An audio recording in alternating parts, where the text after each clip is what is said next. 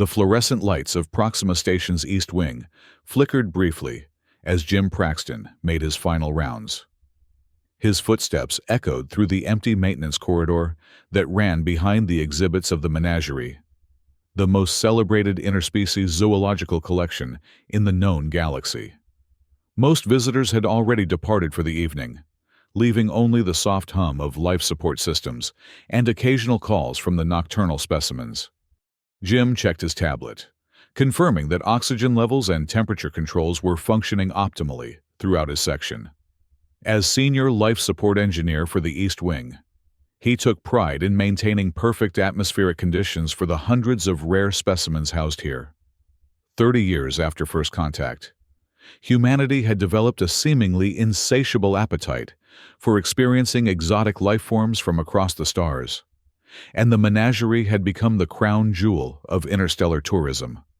He paused at Junction E47, where a service panel allowed him visual access to the endangered sentience exhibit.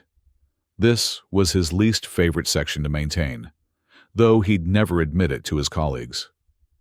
Something about the specimens here, all classified as endangered intelligent species, left him with a persistent discomfort he couldn't quite name. The exhibit was dimly lit now for the night cycle. Jim was about to continue his rounds when movement caught his eye. Specimen 734 was awake and standing near the transparent polyglass barrier, unusual for this hour.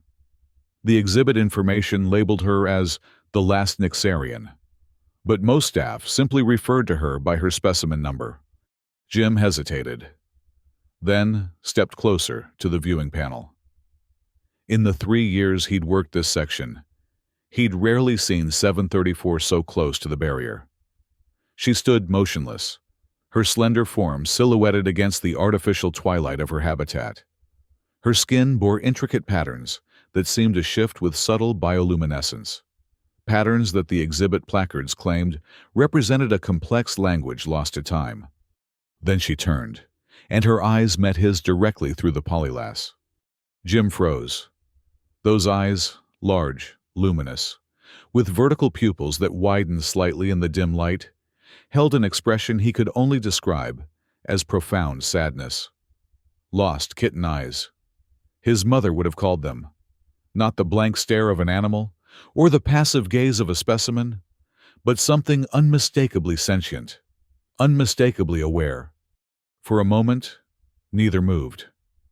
Then slowly, deliberately, 734 raised a slender, six-fingered hand to the polyglass surface.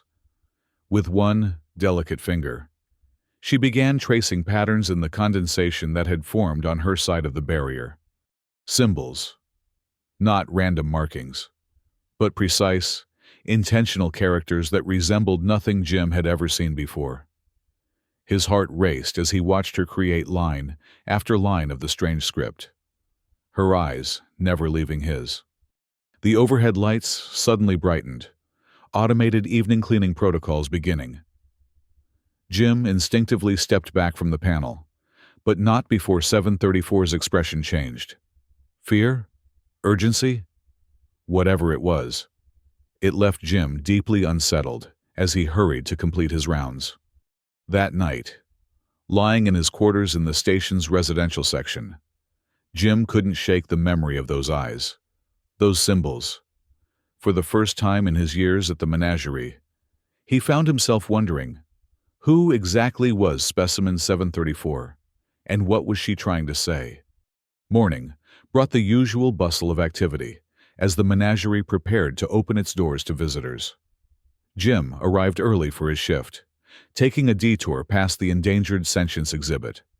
The habitat appeared as it always did, meticulously designed to replicate what xenobiologists believed to be the Nyxarian native environment. A dry, reddish landscape with sparse vegetation and curious rock formations that seemed almost architectural. Specimen 734 was nowhere visible, likely in the shelter area at the rear of the enclosure. The polyglass barrier had been cleaned, all traces of last night's symbols erased. Checking out the Nyxarian again? The voice made Jim start. Technician Morales approached with a maintenance cart. Fascinating specimen, isn't she? Director Threll considers her the crown jewel of the collection. I just needed to verify atmospheric controls. Jim lied smoothly. There was a minor fluctuation in the humidity readings last night. Morales nodded absently. Well, better fix it quickly. I heard they're installing new neural pattern detection systems next week. Security upgrade. They're starting with the sentient exhibits. Neural pattern detection, what for? Apparently some concern about potential telepathic interference with visitors. Morales shrugged. Above my pay grade. Just know they're rolling it out East Wing first. After Morales departed, Jim lingered. Considering this new information, neural pattern detection would monitor brainwave activity, both of specimens and visitors. If 734 was indeed trying to communicate, such a system would detect it immediately. That evening, Jim returned to the service corridor with a pocket scanner. When he reached the panel behind 734's enclosure, he waited, hoping she might appear again. After nearly an hour, his patience was rewarded. She emerged from her shelter, moving cautiously toward the barrier. This time, she seemed to know exactly where the service panel was located, her gaze fixing on the spot where Jim stood hidden from public view. Again, she traced symbols in the condensation. Jim quickly activated his scanner, capturing images of each character before the environmental systems could disperse the moisture. He noticed patterns, repetitions. This was no random drawing. This was language. Over the next 3 nights, Jim repeated this clandestine observation, collecting dozens of symbol sequences. During the day, he began researching ancient writing systems, looking for any similarity to the Nyxarians' markings. The resemblance to certain Proto-Elamite characters, a human script dating back 5,000 years, was striking enough to keep him awake long into his rest cycles. On the 4th night, Jim brought a simple audio transmitter, an unauthorized modification to the maintenance panel that would allow sound to pass through in one direction, from him to her. A serious breach of protocol that could cost him his position, but he couldn't stop now. "Can you understand me?" he whispered into the transmitter. The Nyxarian tilted her head, her large eyes widening. Then, slowly, she nodded. Jim's heart pounded. "Do you have a name? Something besides Specimen 734? She placed her hand against the polylass, tracing letters this time, human letters. Lenira. Lenira, Jim whispered, tasting the name. I'm Jim. Over the next week, their communication evolved. Jim discovered that Lenira could understand several human languages, a fact conspicuously absent from her exhibition information. She explained through her symbols and occasional written words that Nyxarians were naturally gifted linguists, able to grasp new languages with remarkable speed. "Why haven't you communicated with others?" Jim asked one night. Lenira's response came in carefully traced letters. "Not safe. Watchers." "The security personnel?" She nodded, then wrote, "Threll knows I understand. Keep secret. Value higher as mystery." Director Threll, the Varaxian administrator of the menagerie, had always struck Jim as coldly efficient. Now, he wondered what other secrets the director might be keeping about his prized exhibits. "The neural pattern detection system installation begins tomorrow," Jim told her. "If you've been hiding your intelligence, they'll know soon." Lenira's expression changed, genuine alarm crossing her features. She quickly wrote, "Must escape before. Help me." "Escape? I can't." Jim stopped himself. Could he? Should he? Everything he'd been taught about professional ethics and interspecies protocols argued against interfering. But those lost kitten eyes held him, challenged him. "I need to know more," he finally said. "About you. About why you're here.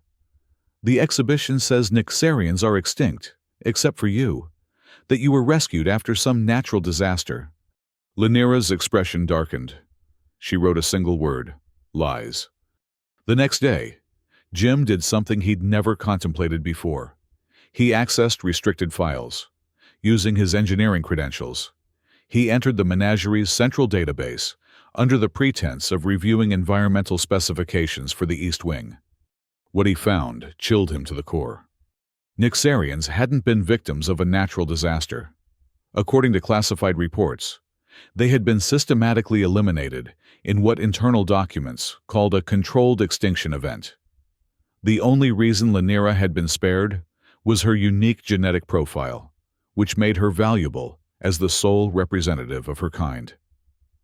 The menagerie, or more specifically, certain stakeholders behind it, had actively participated in the extinction of an entire sentient species for profit. Even more disturbing were references to common ancestry theories that had been deliberately suppressed. These documents suggested genetic similarities between Nixarians and humans that hinted at a shared origin point in the distant past. A revelation that would upend established interspecies relations and hierarchies. Jim closed the files, his hands shaking. The neural pattern detection system wasn't just a security upgrade. It was a way to ensure Lanira couldn't communicate these truths to anyone else. He had to act quickly. That night, Jim returned to the service panel with a more sophisticated communication device. One that would allow two-way conversation through a localized field that wouldn't register on standard security scans. "Lanira," he called softly. She appeared almost immediately, as if she'd been waiting. "I know about the extinction, about your people."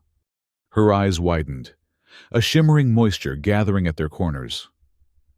"Then you understand why I cannot remain here," she said, her voice soft and melodic through the communication field. Hearing her actually speak sent a shiver down Jim's spine. "The legends of my people speak of a time when Nixarians and humans shared knowledge, shared worlds," she continued. "The ancient characters I first showed you, they are part of a system called Cedar, a communication method that once linked our species across stars. The Varaxians and their allies fear this knowledge returning." "Why?" Jim asked. "Because your people would remember. The human colonies were not your first journey to the stars. Jim, your species has forgotten its true history, a forgetting engineered by those who now control interspecies commerce and governance." Jim struggled to process this revelation. "How do I help you escape? The security here is—" "I know of a way," Lanira interrupted. "But we will have only one chance, and it must be before the neural detectors activate. Tomorrow night." She outlined a plan. Jim would create a diversion in the North Wing by triggering an environmental emergency. Nothing dangerous, but enough to draw security attention. Meanwhile, he would use his engineering access to temporarily disable the polylass barrier to her enclosure. They would escape through the maintenance corridors to the waste reclamation shuttles that departed regularly from the lower levels. "Once free of Proxima Station, we must reach Earth," Lanira explained. "There are dormant nodes of the Cedar system there, structures your people have wondered about for millennia. Pyramids, Stonehenge, Machu Picchu. They are not merely monuments, but components of a vast network designed to maintain connection between our worlds." Jim placed his hand against the polylass.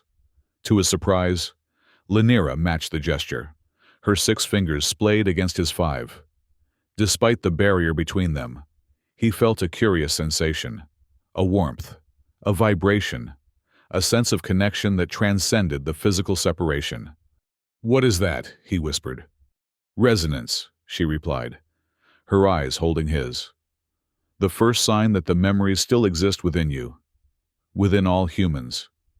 It is how I knew I could trust you when you looked at me that night. Not as a specimen, but as a being." The following evening, Jim prepared for the most significant act of his life. He'd spent the day gathering supplies, studying security rotations, and planning their route off the station. If caught, he'd face charges of theft, sabotage, and likely violation of interspecies trafficking laws. His career would be over, possibly his freedom as well. Yet each time doubt crept in, he remembered Lanira's eyes, remembered the resonance he'd felt, and his resolve strengthened. At precisely 23:47 station time, Jim initiated a cascade failure in the North Wing environmental systems. Alarms blared as oxygen levels appeared to plummet in 3 major exhibit areas. Security personnel rushed to respond, evacuating late-night visitors and activating emergency protocols. Jim moved swiftly through the maintenance corridors, using his engineer's access to bypass security checkpoints. When he reached the panel behind Lanira's enclosure, she was waiting, a small bundle of possessions clutched to her chest. "Ready?" he asked through the communication device. She nodded, her eyes reflecting both fear and determination. Jim overrode the security protocols on the service entrance to her habitat, a process that would trigger alerts within minutes. The panel slid open, and for the first time, no barrier separated them. Lanira stepped through, hesitating just a moment before reaching out to touch Jim's hand. The resonance was immediate and powerful, a surge of connection that left them both momentarily breathless. "We must hurry," she whispered. They moved through the darkened corridors, Jim leading the way toward the waste reclamation level. Twice they had to duck into utility closets as security teams rushed past, responding to the chaos in North Wing. They had almost reached the shuttle bay when a station-wide announcement froze them in place. "Security alert. Unauthorized access to endangered sentience exhibit detected. Specimen 734 missing. All personnel initiate containment protocol, Sigma 7. "They've discovered you're gone sooner than I expected," Jim muttered. "We need to move faster." The waste reclamation shuttle bay was minimally staffed, a single technician monitoring the automated loading process. Jim and Lanira waited until the technician stepped away to deal with a jammed conveyor, then slipped aboard the nearest shuttle. "Can you operate this?" Lanira asked, as Jim closed the hatch behind them. "Basic functions, yes. These are mostly automated, but..." Jim frowned at the control panel. "This one's locked for a manual operation. I'll need to override it." While Jim worked on the controls, Lanira kept watch through the small viewport. "Security personnel entering the bay," she warned. Jim cursed under his breath, fingers flying across the control panel. With a triumphant grunt, he bypassed the final security protocol. The shuttle's engines hummed to life. "Hold on," he warned as he engaged the launch sequence. The shuttle lurched forward, breaking free of its docking clamps. Behind them, security officers drew weapons, but it was too late. They were already entering the launch tube that would eject them from the station. "Where are we going?" Lanira asked, as stars became visible through the viewport. "Processing station first," Jim replied. "We'll need to switch transport there. These shuttles are tracked and will automatically return to Proxima within 12 hours. The small craft shuddered as something struck its hull. "They're firing on us," Jim realized with shock. "Manual guidance override initiated by Proxima Control," a computerized voice announced. "Return course plotted."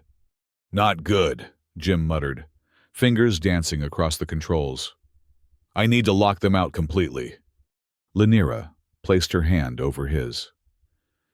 "Together," she said. As their skin touched, the resonance flowed between them.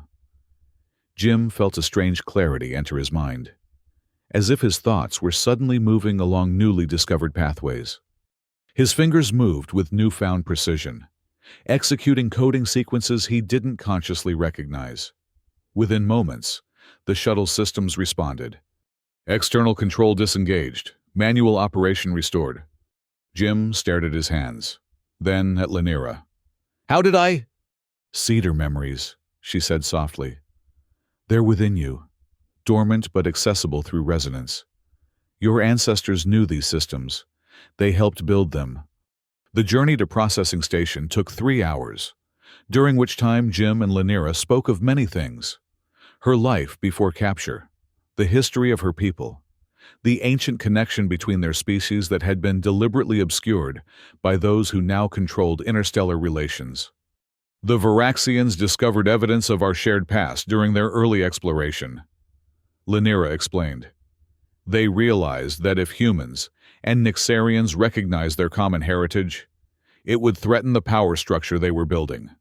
So they orchestrated our extinction and manipulated human historical records. And no one stopped them? Jim asked incredulously. Few knew the truth. Those who discovered it either joined the conspiracy for profit or were silenced. Lanira's expression darkened. My parents were researchers who uncovered archaeological evidence on a border world. They were eliminated. I was taken as a specimen because of my genetic profile. I carry certain markers that make me particularly receptive to cedar resonance. Processing station loomed ahead. A massive rotating structure where raw materials from nearby asteroid mining operations were refined before transport to various worlds. Unlike the pristine, tourism-focused Proxima station, processing was industrial, chaotic, and far less strictly monitored. We'll blend in easier here, Jim said as he guided the shuttle toward a secondary docking bay. But they'll be looking for us. Threll won't let his prize specimen escape without a fight. They docked without incident, but Jim knew their shuttle would be identified soon. They needed new transportation and quickly. We need disguises first, Jim said as they prepared to disembark. From his pack, he produced 2 sets of technician coveralls he'd taken from Proxima. Put these on. Keep your head down. Let me do any talking. Lanira's distinctive features would be difficult to completely conceal, but the utilitarian environment of Processing Station worked in their favor. The workforce here included dozens of species, many wearing protective gear that obscured their appearance. With a cap pulled low over her eyes and her hands tucked into gloves, Lanira could pass casual inspection. They moved through the crowded corridors of processing, Jim leading them toward the private docking bays where wealthy traders and officials kept their personal vessels. Communications blackout in progress, announced a station-wide alert. Security Protocol Theta 3 activated. All personnel remain at stations for identity verification. That's for us, Jim muttered. They're locking down the station. We need to move faster. He pulled Lanira into a maintenance shaft, climbing upward through the station's infrastructure. His engineering knowledge proved invaluable as they navigated the complex network of service tunnels and utility corridors. The central communications hub should be 1 level up, Jim explained. If I can access it, I can create a distraction, maybe even false information about our whereabouts. The hub was guarded, but a service panel gave them access to the peripheral systems. Jim connected his tablet, using access codes that should have been invalid outside Proxima Station, but somehow still functioned. Another gift from Cedar? He asked Lanira with a wry smile. Your mind is remembering paths it once knew, she replied. The more we connect through resonance, the more will return to you. Jim created a cascading series of false alerts, reports of suspicious activity in the station's opposite quadrant, systems failures requiring immediate attention, and finally, a falsified security transmission indicating their shuttle had already departed for the outer system. Chaos ensued as personnel responded to the contradictory information. Amid the confusion, Jim and Lanira made their way to the private docking bays. There, Jim pointed to a sleek vessel bearing the insignia of the menagerie. Director Threll's private yacht. Poetic justice, don't you think? Can you pilot it? Lanira asked. With your help. I'm beginning to think I can pilot anything, Jim replied. The resonance between them had grown stronger with each passing hour, bringing with it fragments of knowledge and skills he'd never studied. Security systems on the yacht yielded to their combined efforts. Within minutes, they were disengaging from the dock, slipping away while Processing Station remained in communication chaos. Setting course for Earth, Jim announced as they cleared the station's vicinity. Though I suspect we'll have company before long. Indeed. Pursuit vessels launched from both Proxima and Processing within the hour. The yacht, designed for luxury rather than combat, had limited defensive capabilities, but its engines were powerful. Jim pushed them to maximum output, opening the distance between them and their pursuers. Even at top speed, Earth is days away, he informed Lanira, and they'll be waiting for us. There are other nodes, she replied. Cedar points exist on many worlds, but Earth's are the strongest, the most ancient. The Great Pyramid at Giza houses the primary activation node for this sector. As they journeyed, the resonance between them deepened. During rest cycles, Lanira taught Jim the fundamentals of Nyxarian script, and he found himself grasping it with surprising ease. Sometimes, when their hands touched, images flashed through his mind. Stars seen from unfamiliar angles, structures of impossible architecture, faces of beings both human and Nyxarian working side by side. These aren't just symbolic memories, he realized aloud after one particularly vivid episode. They're actual events, preserved somehow in our DNA? Cedar is more than a communication system, Lanira explained. It's a repository of shared consciousness. Your scientists might call it quantum entanglement on a biological level, but my people understood it as the weaving of souls across time and space. On the third day of their journey, disaster struck. 3 pursuit vessels coordinated an attack, disabling the yacht's main engines. They were still a day from Earth, drifting now on auxiliary power. We can't outrun them anymore, Jim said grimly, watching the pursuers closing in on the tactical display. But we can still reach Earth. He plotted a desperate course, using the last of their power for a slingshot maneuver around the moon. Then, a controlled crash, landing in the Egyptian desert, near the Great Pyramid. It's going to be rough, he warned Lanira, as they strapped themselves in for the descent. We've come too far to fail now, she replied, her hand finding his as the yacht began to shudder and glow with atmospheric entry. The impact was violent despite Jim's best efforts. They crash-landed at dawn, the yacht carving a furrow through the desert sand approximately 2 kilometers from the Giza Plateau. Dazed but largely uninjured, they extracted themselves from the wreckage. We need to move quickly, Jim urged, gathering what supplies had survived. Those ships will pinpoint our location soon. The Egyptian sun beat down mercilessly as they made their way toward the ancient pyramids. Tourist groups were already gathering, hundreds of visitors from across Earth and beyond, marveling at structures whose true purpose had been forgotten for millennia. How do we access the node? Jim asked, as they approached the Great Pyramid, trying to blend with the crowd. I'm assuming we can't just walk up and start dismantling a World Heritage Site. No dismantling necessary, Lanira replied. The activation point is beneath the structure, in a chamber your archaeologists haven't discovered. There's an access point. There. She indicated a seemingly unremarkable section of the pyramid's base, indistinguishable from the massive blocks surrounding it. I don't see anything special, Jim said, glancing nervously over his shoulder. Security forces were visible now, moving through the crowds with scanner devices. You will, Lanira assured him. She took his hands in hers, initiating the deepest resonance they had yet shared. Jim gasped as new awareness flooded his consciousness. The pyramid before him seemed to shimmer, certain stones now bearing subtle patterns, visible only to his resonance-enhanced perception. I see it now, he whispered. Together, they approached the hidden panel. As their hands touched its surface simultaneously, the stone seemed to soften, revealing a passage that had remained concealed for thousands of years. They slipped inside just as shouts erupted behind them. They'd been spotted. The passage sealed itself once they were inside, leaving no trace of their entry. The chamber below was small, but perfect in its geometric precision.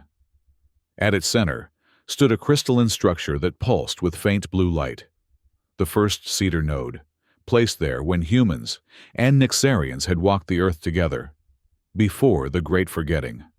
What do we do? Jim asked, his voice hushed with awe. We remember, Lanira replied. Together. They approached the crystal, placing their hands upon its faceted surface. The resonance surged between them, more powerful than ever before, amplified by the ancient technology. Above ground, Tourists and security forces alike froze as a column of blue light erupted from the peak of the Great Pyramid, shooting skyward. Similar beams soon appeared at other sites across the globe: Stonehenge, Machu Picchu, the desert lines of Nazca, the monoliths of Easter Island, the temples of Angkor Wat, all cedar nodes activating in sequence. Within the chamber, Jim and Lanira stood transfixed as knowledge poured through them.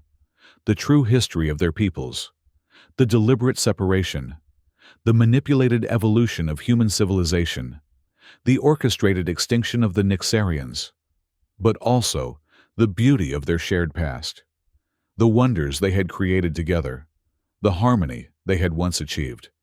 On the yacht pursuing them, Director Threll watched in horror as the blue beams connected, forming a network visible from orbit. "Stop them!" he commanded, but it was already too late. Across Earth, and throughout nearby systems, humans experienced momentary disorientation as dormant memories stirred within their collective consciousness. Not full recollection, but glimpses, hints, questions that could no longer be suppressed. When Jim and Lanira finally emerged from the pyramid, they found chaos, but not the kind they had feared. Security forces stood down, confused by contradictory orders and their own sudden uncertainty about their mission. Civilians looked to the sky with wonder rather than fear, something ancient and familiar calling to them through the blue light that continued to pulse between cedar nodes. Director Threll's yacht landed nearby, and the Varaxian administrator himself emerged, flanked by guards who seemed hesitant to follow his commands. "What have you done?" he demanded, his voice trembling with rage and fear. "We've restored what you tried to erase," Lanira replied calmly. "Not all at once. That would be too much shock. But enough to begin. Enough for questions to be asked that can no longer be answered with lies." "The consortium will never allow this," Threll hissed. "We control interstellar commerce, governance, communication. You controlled those things through manipulation and hidden knowledge," Jim interrupted. "That advantage is ending now. Look around you." Indeed, news vessels were arriving, broadcasting the phenomenon to worlds throughout known space. The Cedar Network, dormant for millennia, was re-establishing connections that had once linked human and Nyxarian communities across vast distances. "Your choice now," Lanira told Threll, "is whether to fight a losing battle against truth, or to adapt to a new reality where cooperation replaces domination." The Varaxian administrator's posture changed, a calculating look replacing his initial fury. "Perhaps. Accommodations can be made, transitions managed. My position is not without influence that could be redirected." Jim smiled grimly. "I thought you might see it that way." 6 months later, Jim stood on the observation deck of the newly established Cedar Communication Center in Cairo. The Great Pyramid, now acknowledged as humanity's first interstellar beacon, glowed softly in the twilight, its blue energy a constant reminder of reclaimed history. Lanira joined him, her hand finding his with practiced ease.